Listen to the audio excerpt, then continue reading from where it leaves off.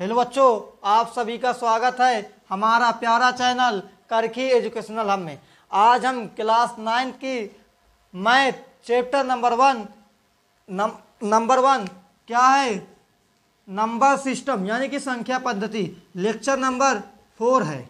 आज हम lecture number 4 पढ़ने वाले हैं। कल हमने क्या पढ़ा था उसके बारे में जान लेते हैं। प्रश्नावली 1.A का पूरा प्रश्न डॉक्टर मनोहर्रे के बुक से आज हम पढ़ने वाले हैं। योगात्मक तत्समक अवयव, गुणात्मक तत्समक अवयव और तीसरी टॉपिक है पूर्णांक का निरपेक्ष मान। चौथा क्या पढ़ेंगे हम, प्रश्नावली 1.B का पूरा प्रश्न हल करेंगे। चलिए अब हम योगात्मक तत्समक अवयव के बारे में जानते हैं। क्या होता है योगात्मक तत्समक अवयव, इसके बारे में जानकारी लेते हैं। क्या होता है, चलिए क्या है योगात्मक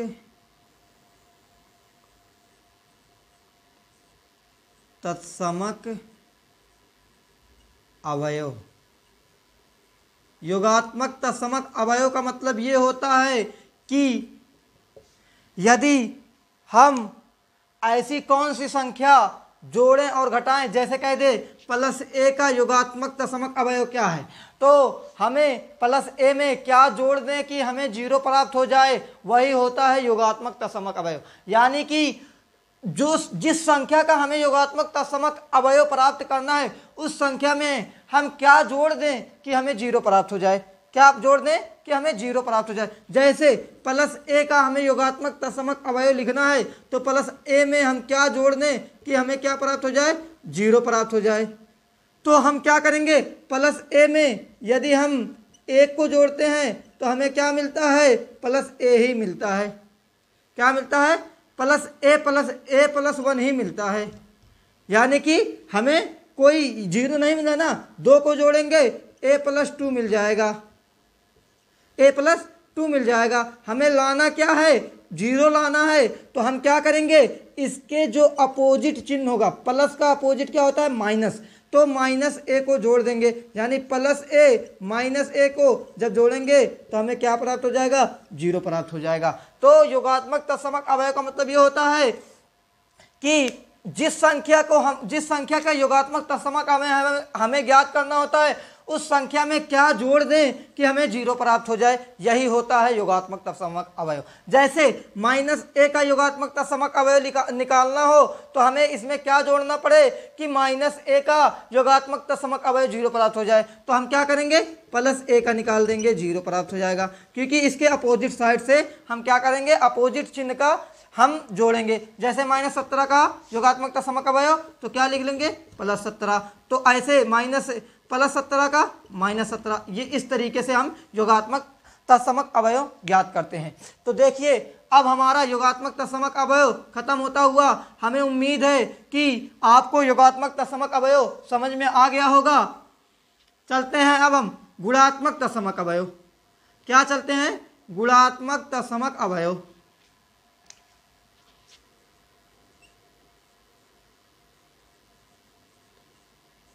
गुणात्मक तत्समक अवयव, गुणात्मक तत्समक अवयव का मतलब यह होता है कि हमें 1 प्राप्त करना होता है। उसमें क्या प्राप्त करना था, योगात्मक तत्समक अवयव में हमें 0 प्राप्त करना था, इसमें क्या प्राप्त करना है, हमें 1 प्राप्त करना है। जैसे A में हम किस संख्या का गुणा करें कि हमें 1 प्राप्त हो जाए, गुणात्मक है ना तो गुणा करेंगे, योगात्मक था तो योग करते थे, इसमें गुणात्मक है, गुणात्मक है तो यानी कि गुणा करेंगे। यानी कि ऐसी कौन सी संख्या में A का गुणा करें हमें 1 प्राप्त हो जाए। तो हम मान लेते हैं 1 का गुणा करते हैं तो क्या मिलता है, A ही मिलता है। A का गुणा 2 में करते हैं तो 2A मिल जाता है। यानी कि हमें संख्या से नहीं करना है। अब क्या करना है, जैसे A था, यदि हम 1 से 1/A का गुणा करेंगे तो हमें क्या मिल जाएगा, A कैंसिल हो जाएगा, 1 मिल जाएगा। यानी कि जो होगा, जैसे 2/3 का गुणात्मक प्रतिलोम तुम्हें लिखना है तो अब क्या करेंगे हम कि इसका जो देखिए ऊपर वाला अंश होता है, नीचे वाला हर होता है, तो हम क्या करेंगे, अंश को हर को अंश बना देंगे, अंश को हर बना देंगे। इस तरीके से 3/2 इसका गुणात्मक तत्समक अवयव हो गया। तो जैसे अब इसका गुणा करेंगे इस तरीके से, तो हमें क्या मिल जाएगा, 1 मिल जाएगा। ये हो गया इसका गुणात्मक तत्समक अवयव। क्या हो गया, ये हो गया इसका गुणात्मक तत्समक अवयव, यानी कि 2/3 का गुणात्मक तत्समक अवयव, इसका मतलब इसका उल्टा ज्ञात करना है तो 3/2। यदि हमें कहते हैं -5/3 का योगात्मक तत्समक अवयव तो 5/-3 हो जाएगा। इस तरीके से हमें ज्ञात करना होगा। अब चलिए, अब हम पढ़ने जा रहे हैं तीसरी टॉपिक, उसका नाम है पूर्णांक का निरपेक्ष मान। क्या है, पूर्णांक का निरपेक्ष मान। क्या पढ़ना है, पूर्णांक का निरपेक्ष मान। क्या पढ़ना है हमें, पूर्णांक का निरपेक्ष मान। निरपेक्ष मान का मतलब ये होता है, जैसे कह दिया जाए निरपेक्ष मान का इस तरीके से चिन्ह होता है, ये इसका चिन्ह है निरपेक्ष मान का। अब इसके अंदर यदि प्लस रहेगा तो प्लस ही रहेगा, यदि माइनस रहेगा इसके अंदर तो वो क्या हो जाएगा, प्लस हो जाएगा। ये 2 चीज़ केवल याद रख लें। यदि कह दे कि 11 का 12 का क्या है निरपेक्ष मान तो 12 ही होगा। यदि कह दे -12 का तो क्या कर देंगे, +12 कर देंगे। ये हो गया इसका निरपेक्ष मान, ये हो गया। अब हम चलते हैं प्रश्नावली 1.2 पे, यानी कि फर्स्ट ए का बी। जैसे चलते हैं प्रश्नावली, क्या प्रश्नावली फर्स्ट की बी, इस तरीके से हम हल करेंगे। तो अब इसका पहला क्वेश्चन क्या है, पढ़ते हैं। चलिए, कहा है निम्नलिखित पूर्णांकों का योगात्मक प्रतिलोम लिखिए। क्या निकालना है हमें, योगात्मक प्रतिलोम लिखना है। क्या लिखना है, हम क्वेश्चन नहीं लिखेंगे, केवल संकेत लिख दे रहे हैं। क्या निकालना है, योगात्मक प्रतिलोम। योगात्मक प्रतिलोम। अब क्या क्या प्रश्न है, कहा -7, -0, -1, -a+b। तो मैं बता चुका हूं, यदि माइनस रहेगा तो उसको प्लस कर देंगे, और 0 का कोई योगात्मक प्रतिलोम नहीं होता है, 0 ही होता है। यानी कि योगात्मक प्रतिलोम का मतलब मैंने पहले बता चुका हूं कि ऐसी कौन सी संख्या जोड़ें कि इसमें 0 प्राप्त हो जाए। तो हम इसके अपोजिट साइड का क्या करते हैं, चिन्ह लगा देते हैं। तो ये माइनस है तो +7 हो जाएगा, इसका क्या हो जाएगा, 0 ही होगा। इधर +1 है, इसका क्या हो जाएगा, -1 हो जाएगा। इसका क्या हो जाएगा, ये माइनस को क्या कर देंगे हम लोग, प्लस कर देंगे, a+b। ये हो गया इसका आंसर। देखिए, ये आपका आंसर होगा। यदि आप इसको इस तरीके से लगा लेंगे तो और सुंदर होगा। किस तरीके से, यदि आप इस तरीके से -7 बराबर लिख सकते हैं, -7 का इस तरीके से योगात्मक प्रतिलोम बराबर लिख देंगे +7, और 0 का इसी तरीके से लिख देंगे हम, 0 हो जाएगा। और +1 का लिखेंगे, -1 हो जाएगा। इस तरीके से -a+b का लिखेंगे तो क्या मिल जाएगा, +a+b। ये हमें मिल जाएगा। तो ये हो गया, पहला प्रश्न था आपके प्रश्नावली का। तो जो भी बच्चे नोट करना चाहते हैं इसको नोट कर लें। चलते हैं हम दूसरे प्रश्न पर। दूसरा प्रश्न क्या है, कहता है वितरण नियम से। क्या नियम से, वितरण नियम। वितरण नियम से क्या करना है, दूसरा प्रश्न हम वितरण नियम से लिखेंगे। ये है 15 × 32 का मान। तो हम क्या लिखेंगे, क्या करेंगे, 15 × 32 को तुम क्या लिख सकते हो, 30 + 2 लिख सकते हो कि नहीं। तो क्या हो जाएगा, इसका मान 32 हो जाएगा, 30 + 2।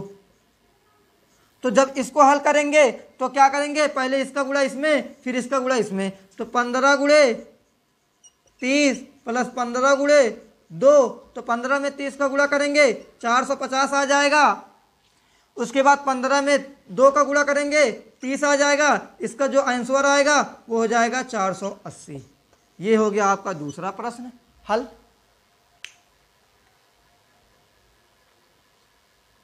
इस तरीके से हो गया। अब हम तीसरे प्रश्न पे चलते हैं। क्या है?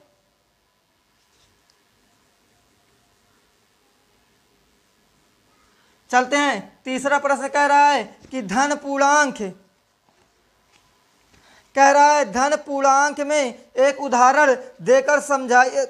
कह रहा है धन पूर्णांक में एक उदाहरण सहित दर्शाइए कि योग की संक्रिया का योग का वितरण नियम असत्य है। यानी कि क्या योग का वितरण नियम भी होता है, यही हमें सिद्ध करना है कि सत्य है असत्य है कैसे है। तो मान लेते हैं एक उदाहरण हम ले लेते हैं। एक उदाहरण ले लिए, क्या? 8 + 4 + 2, ये एक उदाहरण ले लिए। इस तरीके से लिख लेंगे उदाहरण। हाँ, उसके बाद क्या करेंगे? अब हम क्या करेंगे? इस तरीके से करते थे, 8 गुणा था तो गुणा करते थे। अब क्या करेंगे?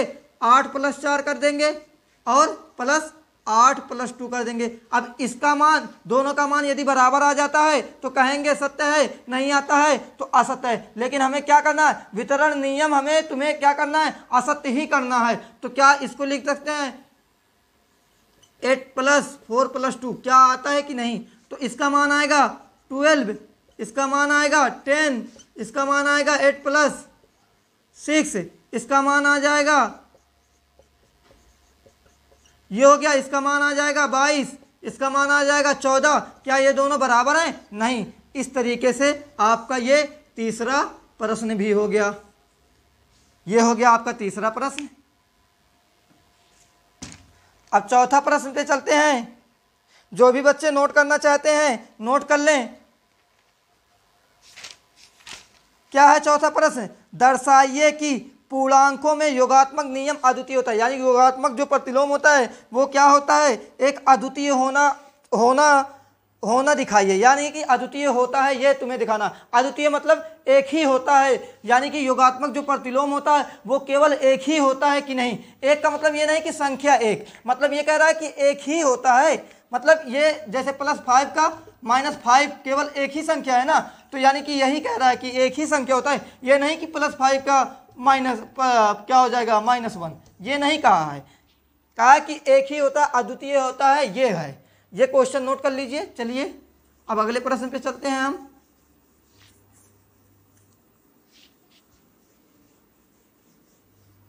अगला प्रश्न है प्रश्न नंबर 4। क्या है? दर्शाइए कि, इसको लिख दे रहे हैं, दर्शाइए कि पूर्णांक में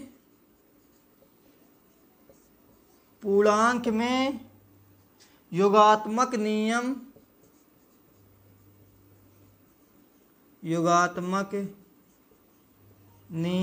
अद्वितीय होता है, अद्वितीय होता है, यही तुम्हें दर्शाना है। कह रहा दर्शाइए कि पूर्णांक में जो योगात्मक नियम होता है वो अद्वितीय होता है, यही तुम्हें क्या करना है? दर्शाना है। तो पहले हम मान लेते हैं, हल लिखेंगे। हल क्या लिखेंगे? माना कि, क्या मान लेंगे कि, अब हम क्या मानेंगे? जो भी आपको मानना हो मान लीजिए। माना कि ए कोई पूर्णांक, क्या है? ए कोई क्या है? पूर्णांक है जिसके दो योगात्मक प्रतिलोम, यानी कि दो योगात्मक प्रतिलोम है। क्या है? दो योगात्मक प्रतिलोम क्या है? क्या रहा है? माना कि ए कोई पूर्णांक है जिसके दो योगात्मक प्रतिलोम क्या है? दो योगात्मक प्रतिलोम बी और सी हैं। बी और क्या है? सी हैं। क्या है? बी और क्या है? कह रहा है बी और सी हैं। तो अब देखिए बी और सी हो गए। तो आपको योगात्मक प्रतिलोम की परिभाषा बताया था। मैं योगात्मक प्रतिलोम की ये परिभाषा बताया था कि हमें जिस संख्या का, जैसे बी का योगात्मक प्रतिलोम करना है तो हमें बी में किस संख्या से, कौन सी संख्या ऐसी है जिसको जोड़ दें कि हमें 0 प्राप्त हो जाए। तो ए का निकालना है। तो हम क्या करेंगे? ए में पहले बी माने हैं हम, तो a plus b equal to क्या हमें प्राप्त करना है, 0 प्राप्त हो जाएगा। और इसी तरीके से c भी क्या है, माने है ना b और c क्या है, योगात्मक प्रतिलोम है, तो a plus c equal to क्या हो जाएगा, 0 हो जाएगा। ये इतना आया। अब लिख सकते हैं a प्लस, देखिए ये 0 है ये भी 0 है, तो यानी कि दोनों बराबर है, a प्लस बी बराबर a प्लस सी। तो अब तो ये क्या है, ये तो पूर्णांक है, तो b बराबर क्या हो जाएगा, c। कौन से नियम से, योग के निरासन नियम से। कौन से, यहां पे लिख देंगे योग के निरासन नियम से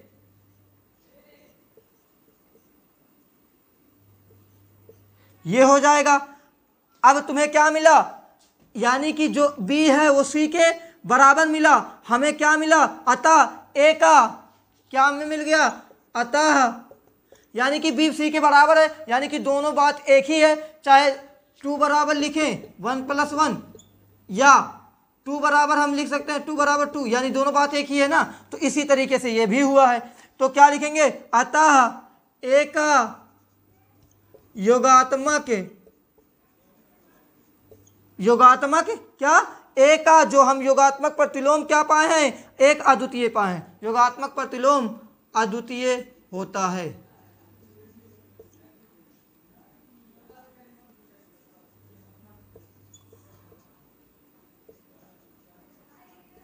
अद्वितीय होता है, क्या लिखना है, अद्वितीय होता है।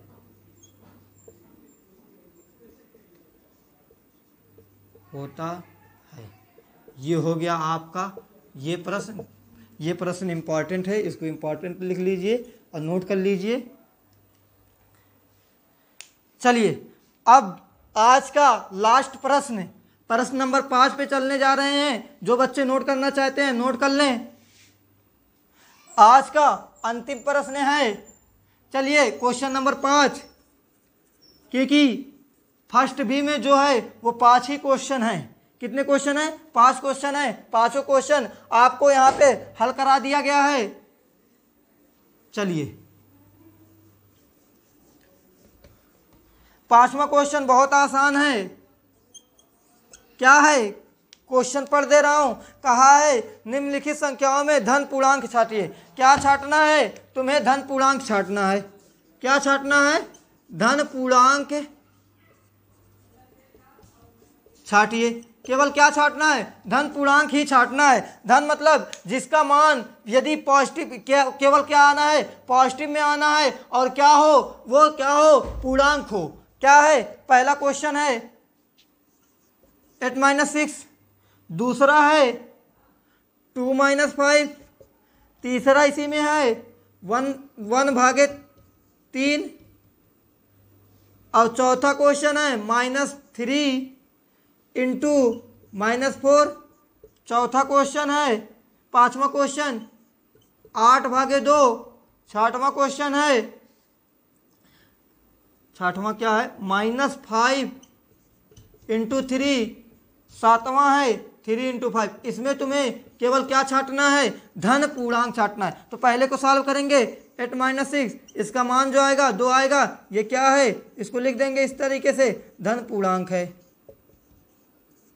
दूसरा क्या, 2 - 5, इसको जब सॉल्व करेंगे 3 आएगा। ये धन पूर्णांक है, ये तो ऋण का चिन्ह लगा हुआ है, यानी कि धन पूर्णांक नहीं है, इसको तो नहीं लिखेंगे। केवल हम तो सॉल्व करा रहे हैं, लेकिन आपको कॉपी में क्या लिखना है, 8 - 6 जो ऐसे लिख देंगे। पहले तो मैं सॉल्व कर दे रहा हूँ, उसके बाद बता रहा हूँ किस तरीके से लिखा जाएगा। अब देखिए 1/3, इसका मान आएगा 1/3। क्या ये धन पूर्णांक ही नहीं है, तो धन और ऋण देखना ही नहीं है, पूर्णांक नहीं है।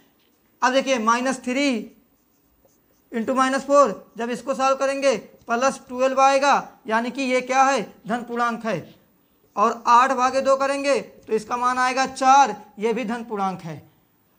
अब -5 × 3 करेंगे, इसका मान आएगा -15, ये क्या है, पूर्णांक है, लेकिन धन पूर्णांक नहीं है, क्योंकि आगे क्या लगा हुआ है, माइनस का बॉर्डर लगा हुआ है, इसलिए ये धन पूर्णांक नहीं है। अब 3 × 5 था, ये क्या है, 15 आएगा इसका आंसर, ये भी क्या है, धन पूर्णांक है। अब देखिए इस तरीके से लिख लेंगे, लिखेंगे धन पूर्णांक जो है धन पूर्णांक बराबर ऐसे लिख लेंगे आप, क्या 8 - 6। दूसरा लिखेंगे कौन कौन सा हुआ है, ये हुआ है, ये नहीं हुआ है, ये भी नहीं हुआ है, ये हुआ है क्या -3 × -4। तीसरा क्या है, ये हुआ है, हाँ 8/2।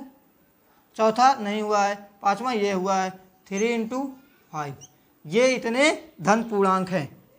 आपकी प्रश्नावली 1.2 कंप्लीट होती हुई। जो भी प्रश्न में आपको डाउट है वो कमेंट बॉक्स में जरूर लिख दें। अब हम कल नए लेक्चर के साथ मिलते हैं। अगली प्रश्नावली को सॉल्व करेंगे। सॉल्व करने से पहले हम उसके बारे में थोड़ा सा इंट्रोडक्शन देंगे, उसके बाद प्रश्नावली पे जाएंगे। ठीक है, थैंक यू, धन्यवाद।